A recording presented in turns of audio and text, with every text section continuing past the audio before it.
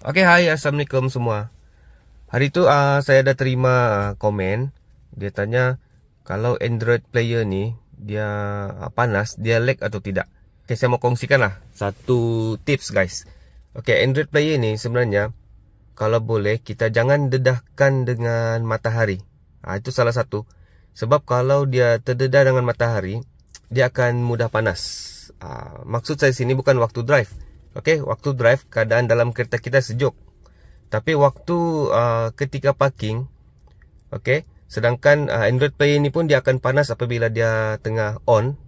Jadi, cara untuk melindungi ataupun jadikan Android player ni tahan lama lah. Orang cakap kan, masa parking kalau saya akan letak protection, bukan protection jugalah. Saya akan letak sunshade guys. Sunshade di atas cermin ni. Okey. Sekejap, saya pasang dulu guys.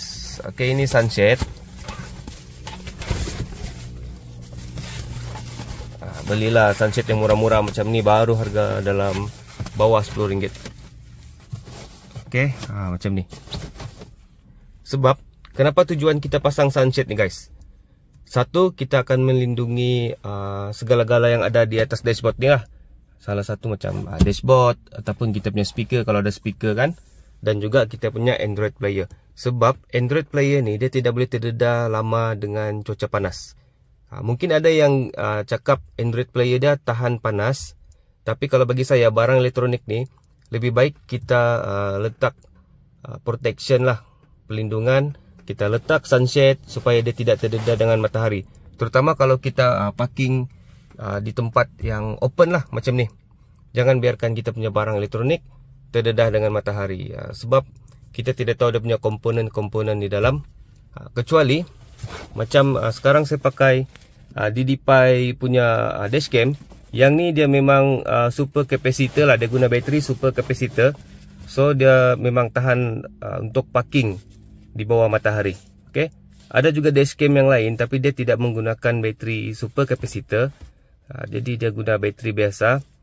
Jadi dia punya jangka hayat tidak tahanlah macam yang guna super capacitor. Begitu juga maksud saya dengan barang elektronik. Sebab ada Android yang low spec lah, saya panggil low spec lah. Dia bila panas, dia akan lag. Ini yang orang banyak tanya dengan saya lah. Kalau dia panas, dia lag atau tidak? Jawapan saya, ya, dia akan lag guys. Sebab Android player ni dia kena sentiasa ada cooling lah. Sebab tu kalau kamu perasan, ada sesetengah Android player dia ada kipas di belakang. Dia punya fan lah, CPU fan orang panggil. Macam komputer pun perlu ada kipas, komponen dia punya prosesor apa semua di dalam kan.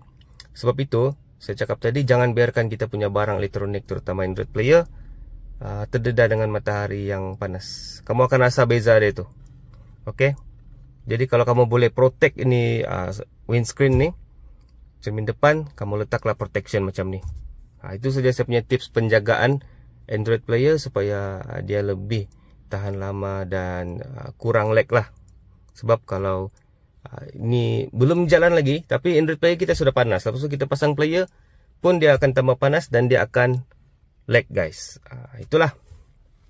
So kalau korang ada pertanyaan, cuba share komen dulu di bawah.